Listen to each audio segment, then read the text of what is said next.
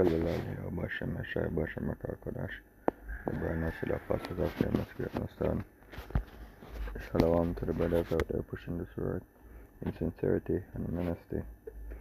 Alright, we're going to start with Psalm 68 and verse 17. So the chariots of Yahweh are 20,000, even thousands of angels. The Lord is among them as in Sinai, in the holy place. Alright, so the Lord has chariots, right? And the angels travels in the chariots. And you have a popular belief that that the Lord is going to ride in on horses and clouds and all those things, right? But these chariots are described as clouds as well. Let me get that, I think.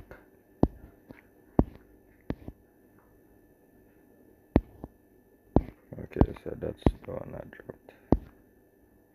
Alright, so let's get it.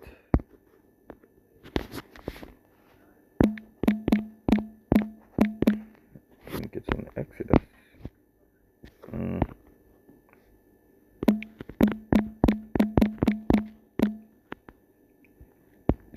Alright, so this is Exodus 13 and verse 21. It said, the Lord went before them by day in a pillar of cloud to lead them the way, and by night in a pillar of fire to give them light to go by day and night. And it's the same thing, it's not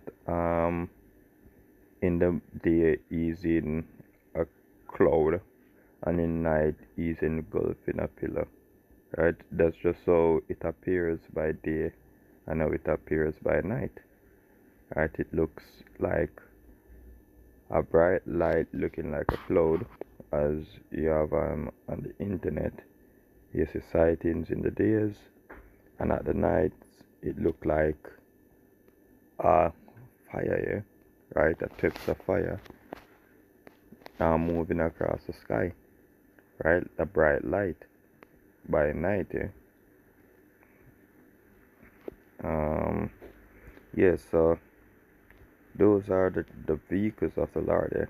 And when a lot of people see these things, they assume that they are aliens, right?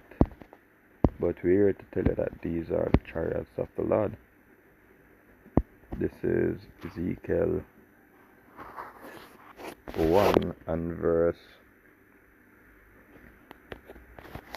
15.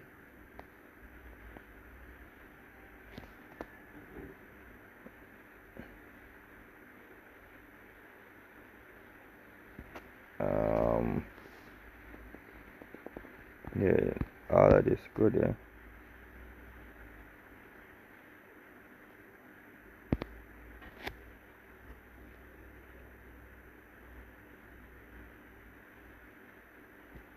Yeah, we're not make it too long. It's saying the living creature run and return as the appearance.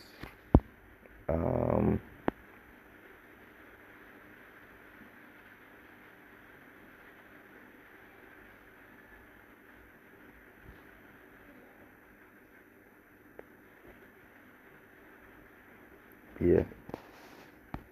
So it's basically describing the chariots. It's as for the lightness of the living creature, their appearance was like burning coals of fire, and like the appearance of lamps. Yeah, so that's how it look here, right? A fire by night and a pillar of cloud by day. It went up and down among the living creature, and the fire was bright, and out of the fire went forth lightning. So these chariots can shoot laser beams, right? It's a living creature run and return as the appearance of a flashing lightning, right? And that could be compared to the speed in which these chariots travel, right? He said, "No, as I beheld the living creature, behold, one wheel upon the earth by the living creature with his four faces. The appearance of the wheels and their work was like unto the color of beryl, and they four had one likeness, and their appearance and their work was as it were a wheel in the middle of a wheel." Right? So let's get the search searched. So a search does flying saucer as two circles that rotate, right? It's in both science fiction and real world engineering concepts, flying saucers are often depicted or designed with rotating parts, frequently involving two circles rotating element to maintain stability, right? Yes, so it says two rotating circles to maintain stability. Yeah?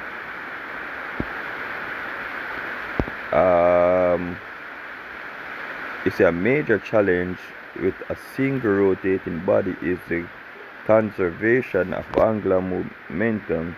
If the whole craft spin one way, a force must balance it in the other direction to keep it stable. Designers solve this by using two parts rotating in opposite direction to cancel out the rotation force. Right? So one wheel rotate one way and the other rotate the next way. Right? And that explains the wheel within a wheel. And this is speaking about flying saucers. That's what they say aliens coming here. Right? So is these flying saucers aliens? No, they are the chariots of the Lord with angels in them, right?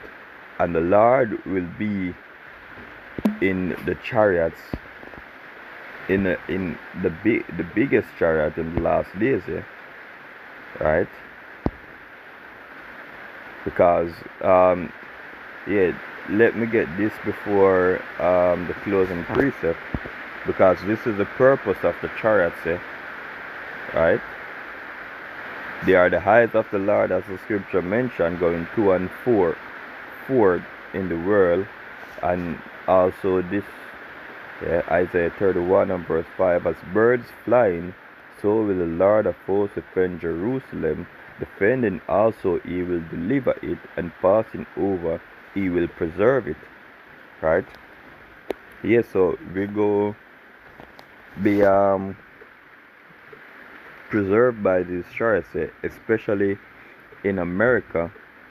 The elect is going to be beam up, and the chariots are going to add fire to the remaining in America. It mentioned that two parts in the land, which is in America, will be cut off and die, right? So let's get what the Lord is starting out to come with you. He said, this is 2 Ezra 13 and verse 1.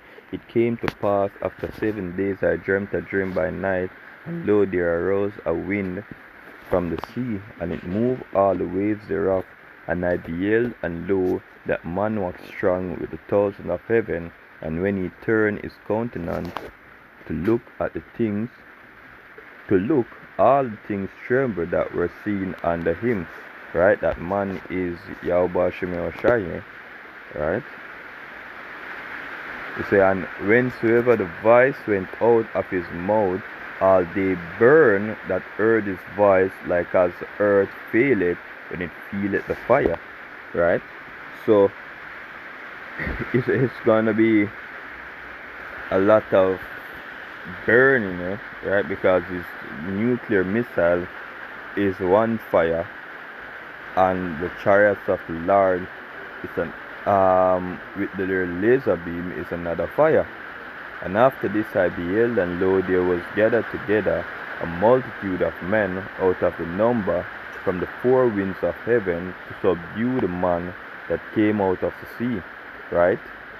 So yeah, the Lord come down out of the atmosphere, and these nations are going to put away their differences to fight against the Lord. And yes, the entire world thinks that these are alien, big eye looking creatures, right? So they will fight, but they're fighting against the Lord, and that's an impossible battle to win.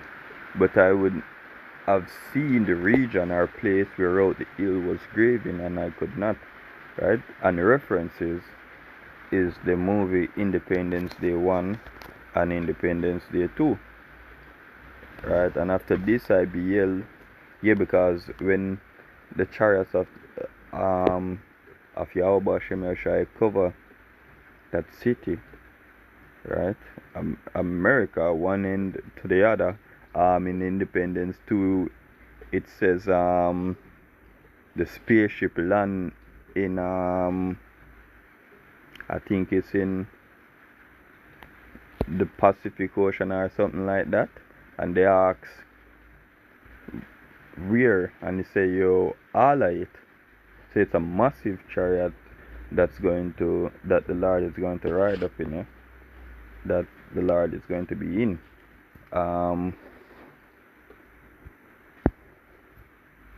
Yeah, and after this I beheld, and lo, all they which were gathered together to subdue him were sore afraid, and yet there's fight.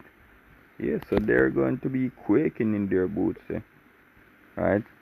And lo, as he saw the violence of the multitude that came, he neither lifted up his hand, nor held sword, nor any instrument of war, but only I saw that he sent out of his mouth, as it has been, a blast of fire, and out of his lips a flaming breath, and out of his tongue he cast out sparks and tempests.